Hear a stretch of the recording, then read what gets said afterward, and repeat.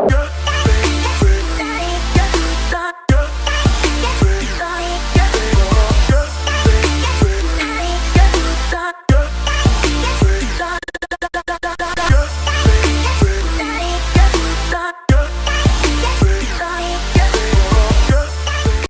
back to the channel, you galaxy dwellers. I am Luna, and I'm bringing you something hot, new, and indie. Thank you to Future Friends Games for giving me the Steam key, and thank you to developer Unexpected and publisher Goblinz Studio. In this game that doesn't drop in the Steam until September 10th, it is called As Far as the Eye. Think of it pretty much like Civilization meets the Oregon Trail. It's rough, rugged, and you might catch something along the way. As Far as the Eye is a nomadic turn-based village building game where the source is you have to collect goods from resources like agriculture, crafting, science to pretty much get your tribe from point A to point B. On your journey, you're going to come in between different things from storms, fires, other villagers coming through that are willing to help you, maybe even trade with you. But you have to do all of this before you get your village swept away and drowned in a horrific death. Now, I don't know about you, but I sucked at the Oregon Trail. Yeah. Never made it. Nah. So I won't keep you guys waiting any longer. Let's go ahead and get on into the game As Far as the Eye. Alright guys, we're into the game As Far as the Eye. As you can see here, it's a cool, calm, collective game. Sitting here listening to the sound of the birds and the wind blowing and watching the leaves go across the screen. It really makes me want to play the game. Now, as you see the start of it, you can either do campaign mode or start a new game. We are going to go ahead and start a new game, but if you never played before, please go through the campaign. It's going to help you out in the end to learn how everything starts off, and then the rest is completely up to you. Alright, so when you go in, you have tribes to select. We start off with the West tribe. Now, you cannot get the other tribes until you unlock them, because as you see here, haven't made it to the eye yet. But as a whole, the first tribe is the easiest tribe, and then it gets harder and harder as you go. Yes, the West tribe is the easiest, and yes, I have not made it. Nope. Alright, so we're going to go ahead and get in. This is the full map, and this is where it's going to lead you to the eye. This is the place that you want to get to. It's beautiful. It's a circle. I don't know what that has to do with anything. This is where we're going to begin. Now, once we get in here, we're going to get to pick which path to go, but that'll be in a little bit. So we have our caravan, our fun little gnocchi, and these are all the hexagons where we want to investigate, pretty much. So we're going to left click and we're going to hit down at this bottom moon here, and this is the turns that we have. So that was our first turn.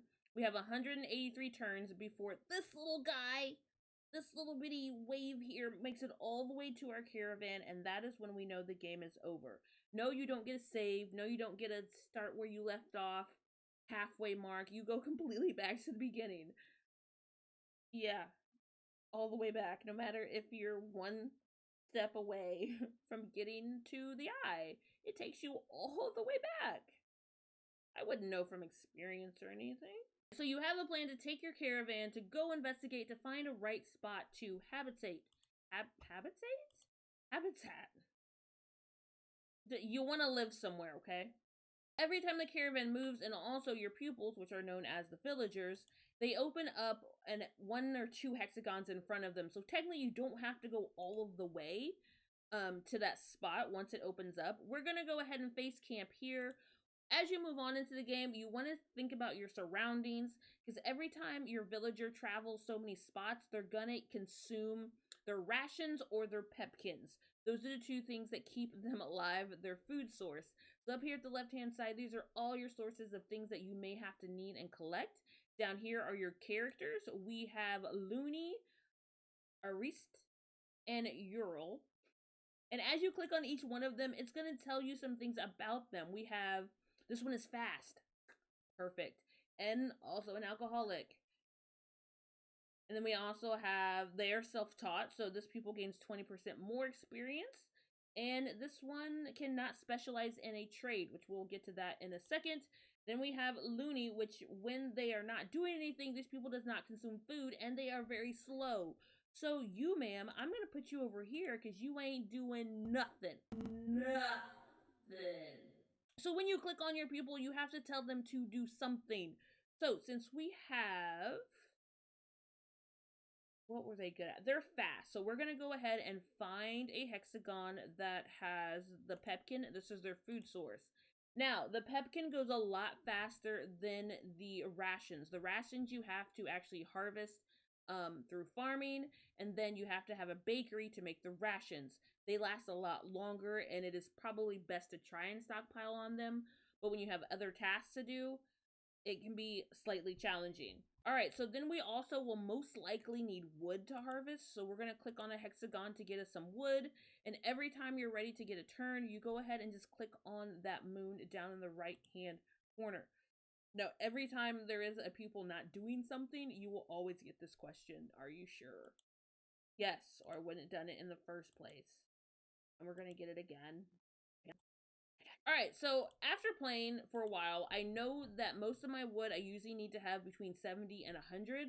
So that's why I usually start off with definitely stocking up on pepkin and then on the wood. So it looks like we have a fellower caravan here. We're going to go say hi. We can either take their person, trade with them, or ask them for help. That's usually what's popped up when I clicked on it.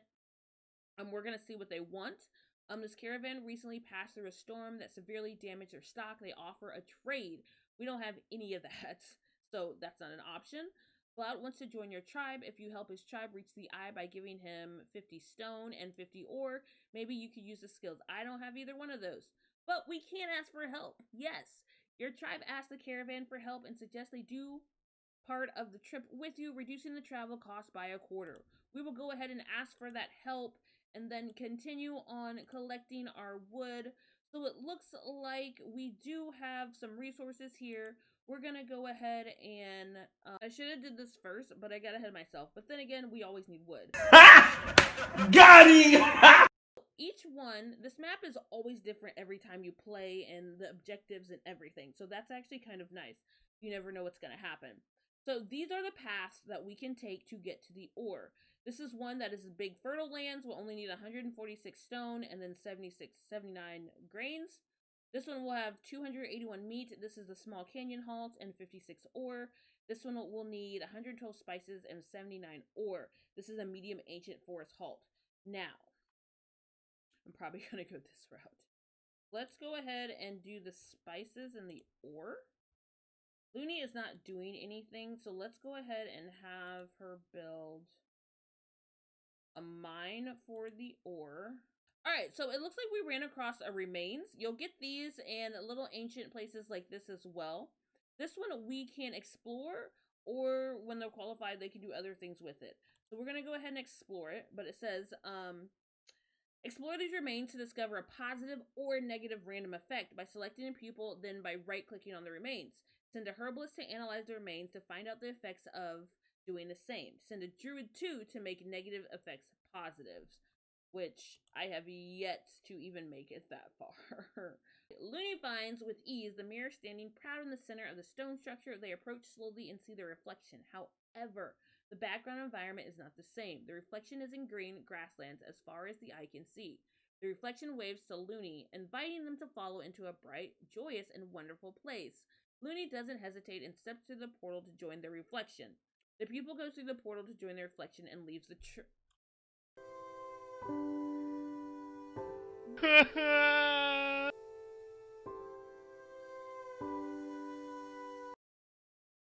Alright, so my plan is starting to backfire.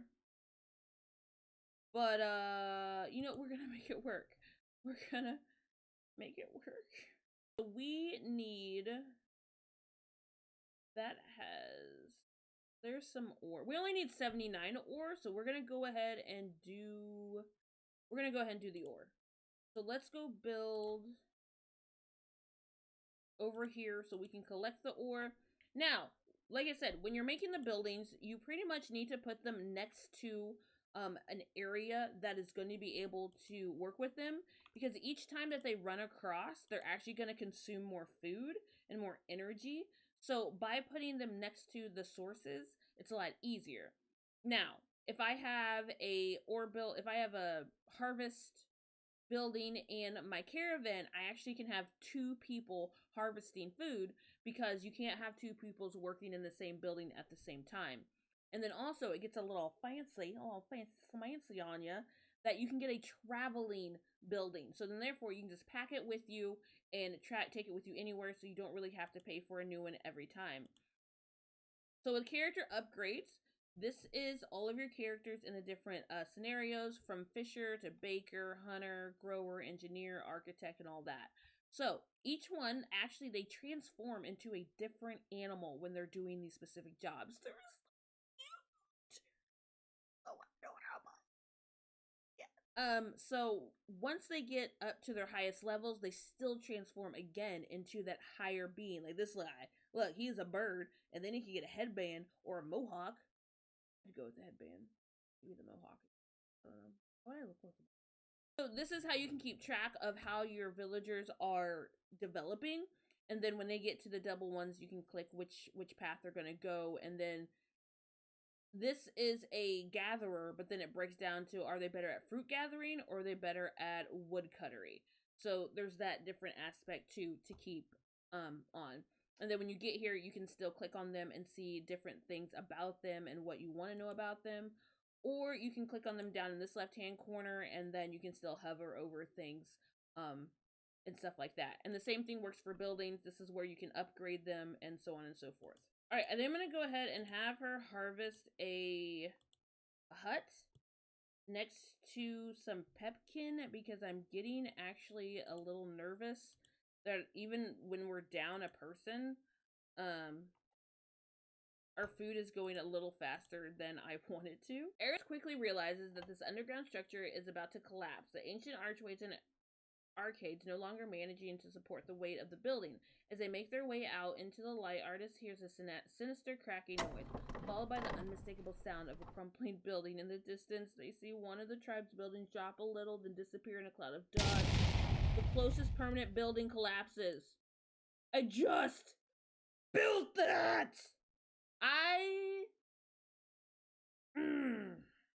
This isn't a ragey game. This is a very cool Calm Collective game. Do you believe me? So over here on the right hand side, it also tells you things that's happening. So it says that we have depleted, a person left.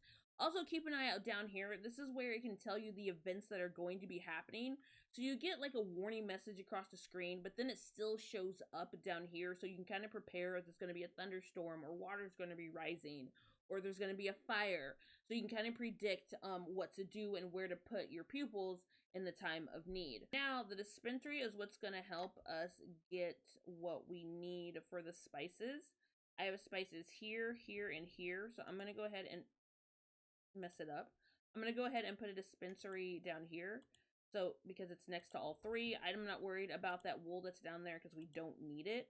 So I'm going to keep occupied there.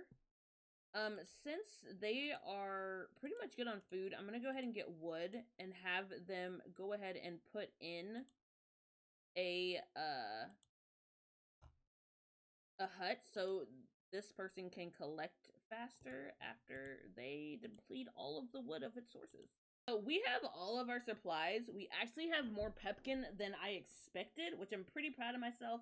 I think I like playing with 2 villagers and not 3. We are going to carry them over. Of course, I start with the food first because that's the one thing I want to stockpile on the most. That's been my thought process. The longer I can keep them alive, the more work I can do.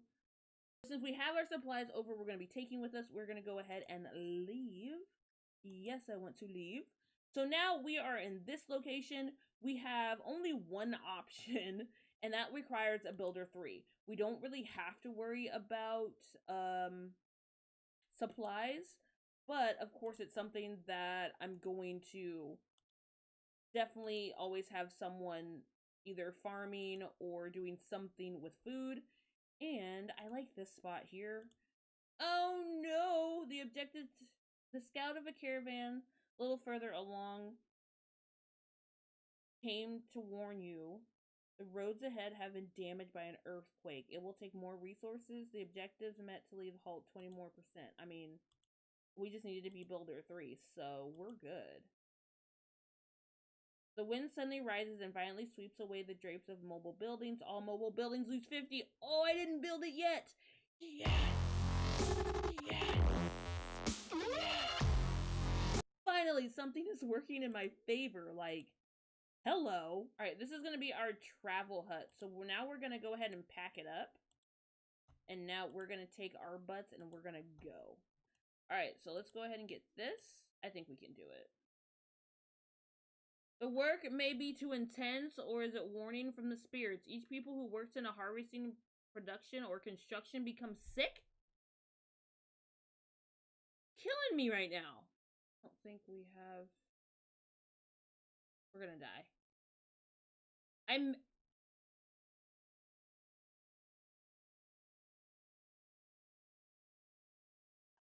I don't even know how to get...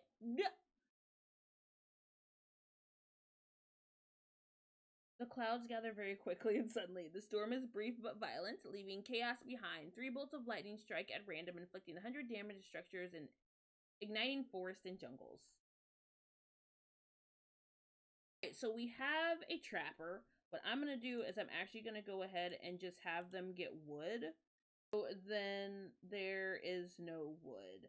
I can't even build a function for them. Alright, let's go see if there's any wood over here. It took out all of the... Oh, there's wood. I mean, this is gonna suck, but... That's all we got. Because she's getting Pepkin. Oh, wait, no. I can have her travel with it. Pack it and go closer. So now our new guy can get wood from here. So then... Whilst doing a checkup on the caravan buildings, a pupil realizes that a building has partially collapsed and is out of order until repaired. What do you mean a pupil has nothing to do? What are you doing? So much is happening right now. Now we got the mosquitoes. Alright, clouds of mosquitoes appear in the jungles of the area. They are carriers of disease. Yay. Any pupil that crosses a jungle in the next 10 rounds will fall. Alright, so that is a forest. That's now a plain. So we're good. No one should be getting the mesquites. But, oh my! Every 5 seconds, this thing is going off. Can I just play the game? Can I just play for like 10 minutes without something happening? Or maybe even 5. 5 is even better. Alright, they take a nap and pretty much I have to reset them doing what they were doing because they wake up and they forget. Alright, so we have a trapper. The trapper can get foodsies. But to get foodsies, we need a hunting lodge. They're gonna get the meats.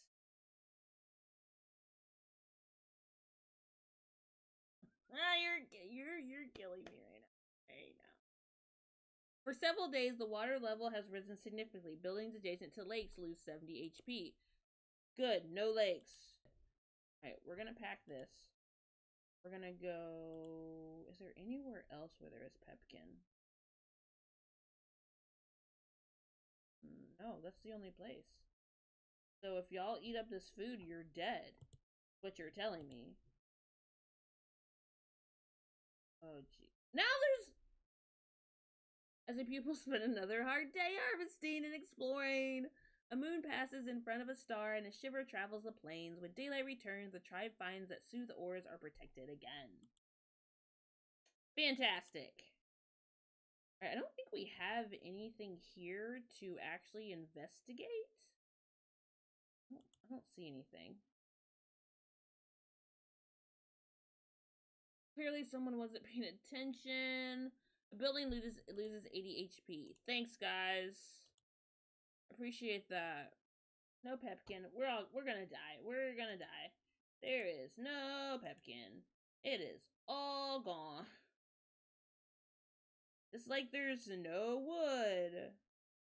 Oh, look at that! A building collapsed! We have 18 Pepkin. Oh, there's a fire!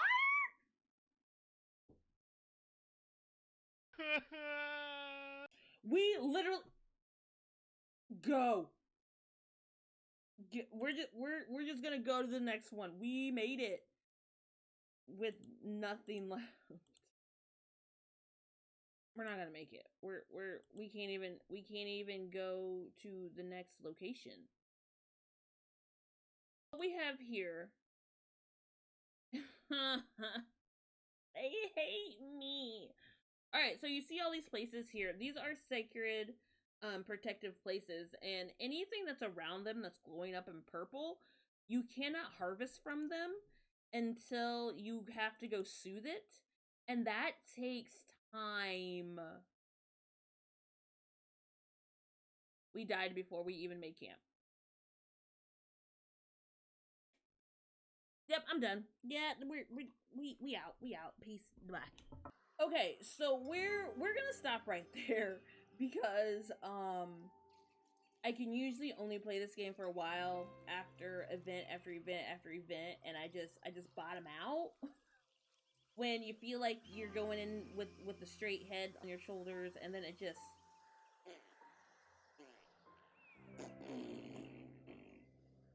that's how I felt.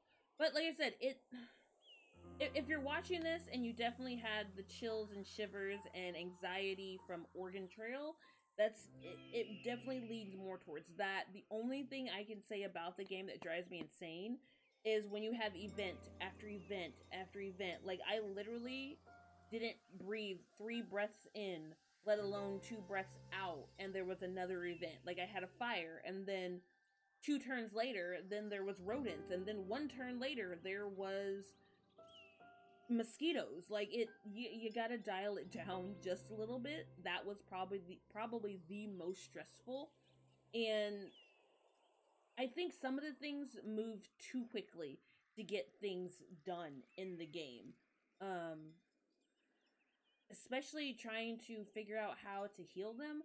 I haven't really figured out where you collect or how you collect, or I don't know. Maybe I'm just trying to break it down. I actually do like the game. Like, I have come home multiple times to come and play this game and figure it out. I think I keep doing it because it has that aspect of Oregon Trail. Never made it to Oregon, but it was a great game that I loved trying to see, okay, how can I get past this? How can I get past that? But this is definitely one of those games that I think that's the only reason why I keep trying, is because I'm like, I'm going to figure out this. But with it having changing scenarios constantly and honestly way too often, I don't know how long it's going to keep my attention, because eventually I'm going to be like, you know what, I suck, I can't figure it out. Every which way I've tried with 2 people, I've tried with 4 people, I tried with building this first and traveling cart this first, like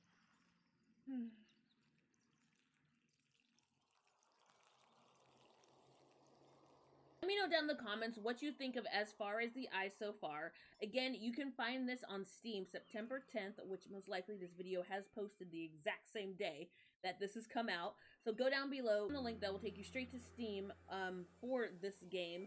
Let me know your honest opinion of the first initial gameplay of this. What are some things you would like to let the devs know? What are some things that you would honestly have taken out of the game? I love hearing feedback as that. But yeah, this is a fun one. It gets you so excited just to have a lot of things ripped away from you very quickly. So there's that aspect of it as well. But I appreciate you guys, and I will catch you next time here in the Luna Galaxy. Don't forget to subscribe, hit that bell, and smash that thumbs up for me. And we don't want you missing any of the next videos. Alright, so this is Luna, Galaxy out.